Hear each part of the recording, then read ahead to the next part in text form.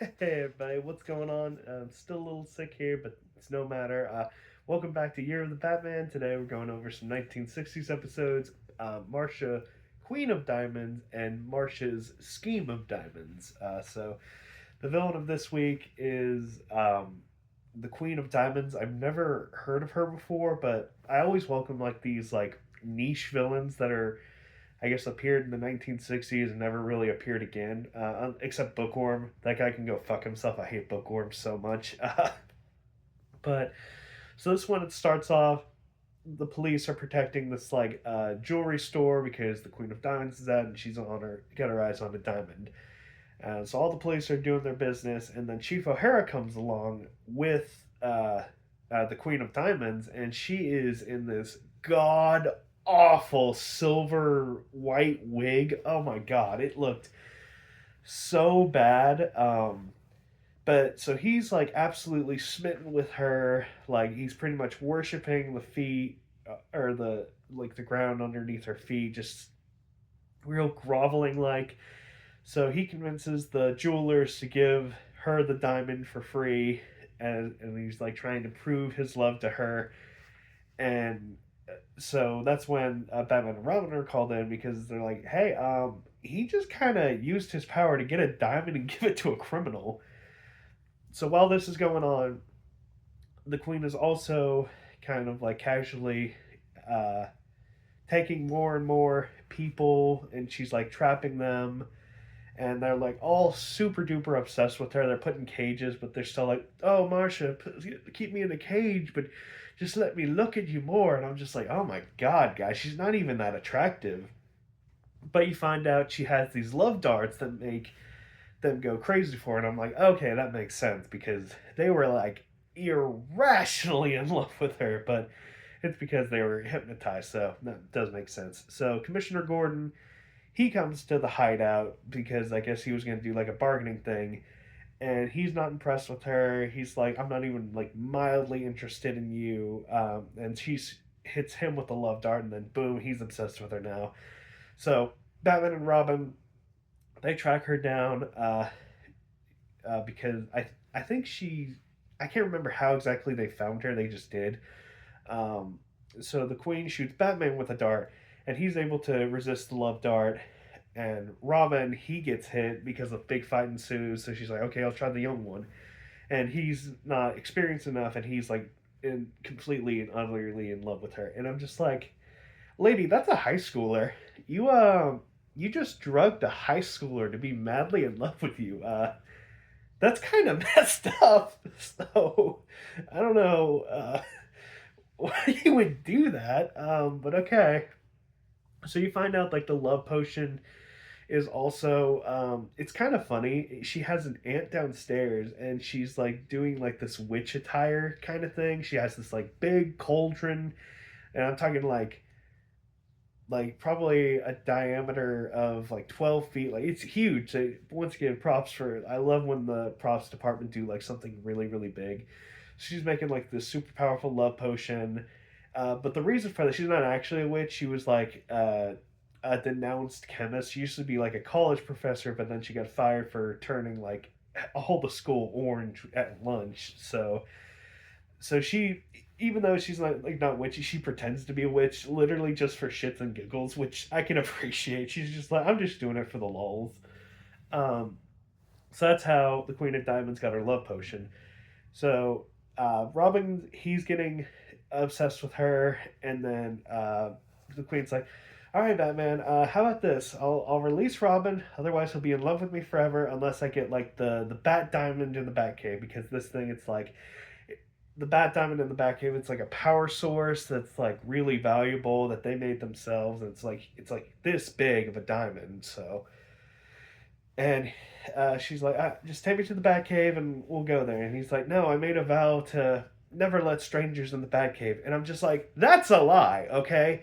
You've had Penguin in there, which, yeah, I guess you could say he's not a stranger. But then there are two other times where he has taken like the henchwomen of the week and drugged them and brought them to the Batcave. One who fucking died, and then another one who got away. Oh, and also the Commissioner Gordon, he's been in there. And I'm just like, Batman, shut the fuck up about this lie. You could drug her, take her to the Batcave, and be all lottie dottie. But the reason for that, it's so they could have a setup. And she was like, oh, well, what if we marry each other? Then I won't be a stranger. And Batman's like, damn, well, you got me there. So on the news, it's announced that Batman is marrying the Queen of Diamonds, and Alfred and Aunt Harriet, they see it, they're like, oh my god, as much as Batman's done for the city, we gotta stop him. So instead of the usual like death trap, where are they gonna die? Tune in next time. It gets to the wedding, and it's right before Batman says I do, and the narrator's like, will Batman be betrothed? And all that stuff. So that's the end of the first episode. Then the next episode, right before he says I do, Alfred and Aunt Harriet come in. Aunt Harriet's like in a black veil. Alfred's like, stop! I'm with Scotland Yard, and this marriage is illegal. You see, this woman right here is Batman's wife, and he provides like his documentation to prove that he's a cop, and the documentation to prove that she's Mrs. Batman. And I'm just like, my God, just way to go, you two. I'm just because Batman, he's like, I had no idea how to get out of there. I was straight up gonna marry that woman so I could get Robin back. You two are the MVPs of this episode. So I really love it whenever Alfred and also when Aunt Harriet incorporate themselves in the episode, and they were literally the goats of the episode. Like they prevented Batman from marrying a criminal, and he literally said there was no other way around that I was gonna do it. So he also Alfred's like, oh, by the way, we're also suing you for the love of this man and the alienation of the wife. I'm just like, oh my god, Alfred, cherry on top. So she's like, we gotta get the fuck out of here. I don't want to get sued. So she runs, and Batman and Alfred, they're right on her trail, and they go back to their headquarters and they free everybody and get Robin out of there.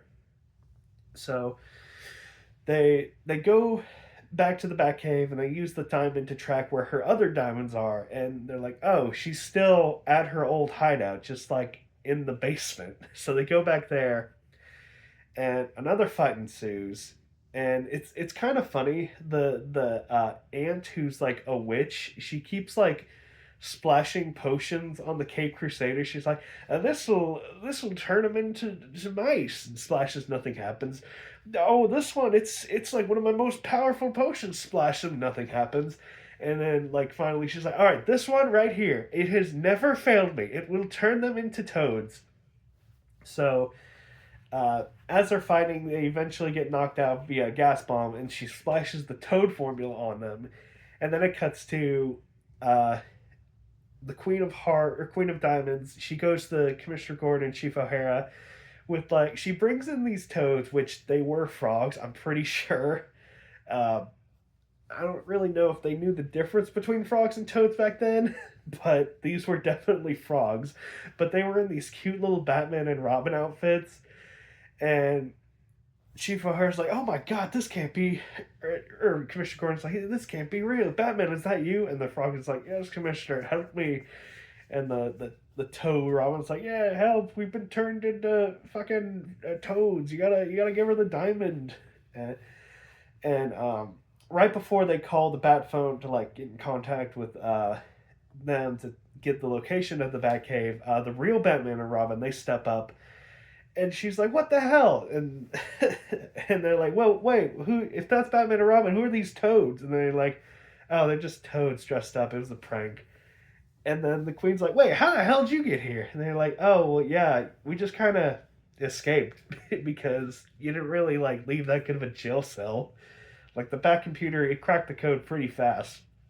So um, the reason like the toads were talking was her henchmen's are really good at ventriloquism.